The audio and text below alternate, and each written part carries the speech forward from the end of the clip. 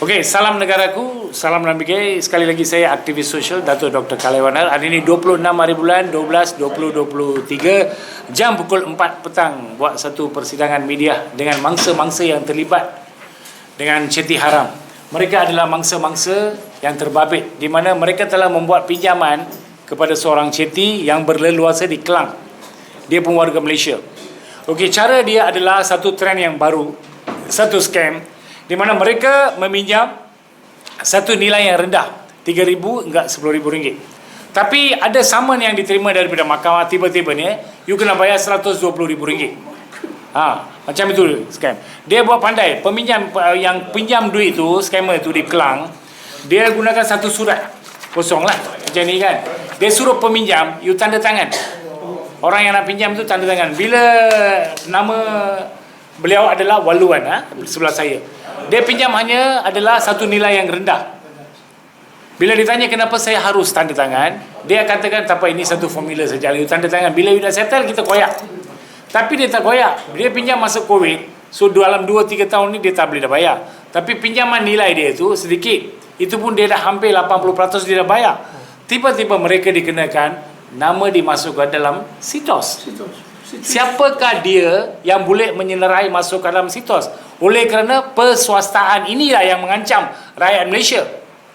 Kerajaan telah berleluasa memberi kelonggaran kepada semua pihak. Hutang masuk dalam sitos, hutang masuk dalam sitos.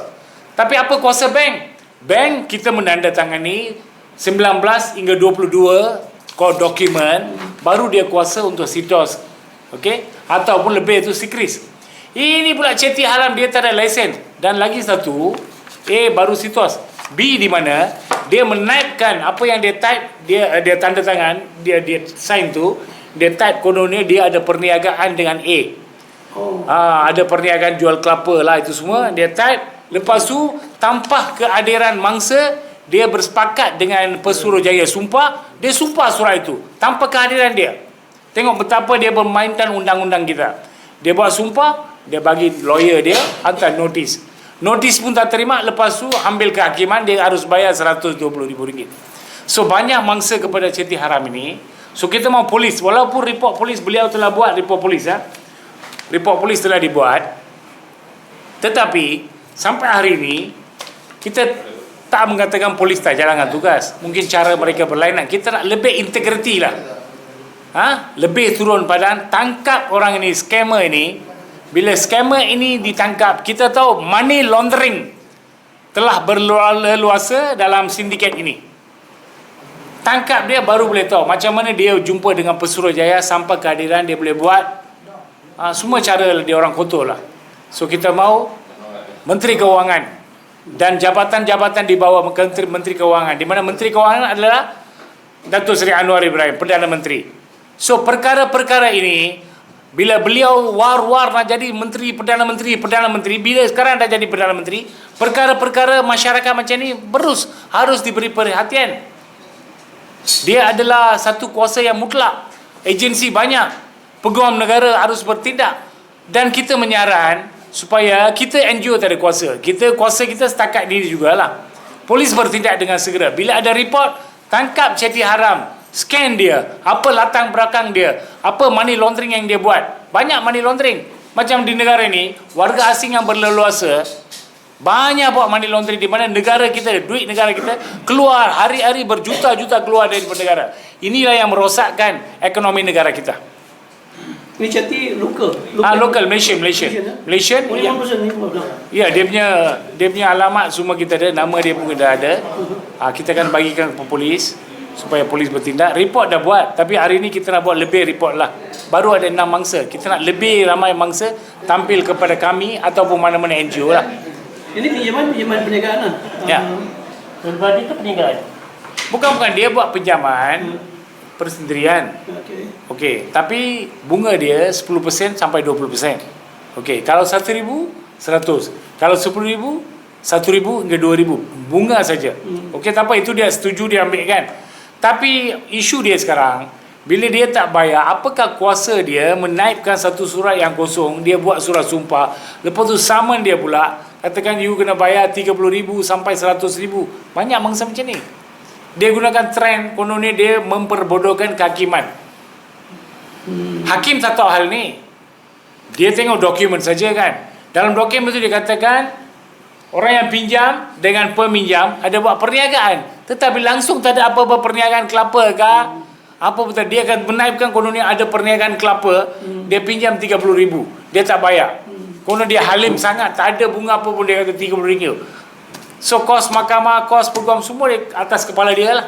So dia menipu dokumen untuk menghalalkan dia punya claim. Dia untuk menghalalkan. Ya. Untuk menghalalkan klaim dia. Okey. Macam dia orang bersih lah. Dia bersih. Macam kita buat salah, kita yang kena jadi mangsa. Macam legitimate business lah. Ya betul. Dia memang pandai dia. Sekarang orang ni masih lagi Dia memang beroperasi. memang dekat Kelang. Ramai yang mangsa, banyak yang mangsa yang belum keluar lagi. Sebab ramai orang, sebab dia benda yang kita buat report pun, dia pergi tunjuk dekat situ polis pun, semua dokumen lengkap. Tulis, tanya kita balik, you yang sign. Apa kita nak jawab pada mereka? Kita orang biasa takkan kita nak lawan pada mereka. Jadi dia tak gunakan gangster ke bill collector ke, dia Tak ada. gunakan lawyer. Lawyer, pandai. dia dokumen. Dia banyak pandai memang dia macam ni. Selalu kan Alung kan dia cat rumah ni tak ada. Tak ada. Dia itulah, dia memang profesional lah. Professional. Profesional dia. Dia tidak mau membabitkan diri dalam jenayah terus. Yang Dia apa dia kata white collar lah. white collar. White collar. Berapa umur dia? 50 lebih. 50 lebih, tinggal di Kelang, pejabat di Kelang. Kelang mana tempat pejabat dia? Taman Sentosa. Taman Sentosa. Dulu dia Bukit Tinggi. Sekarang dah pindah pergi Taman Sentosa.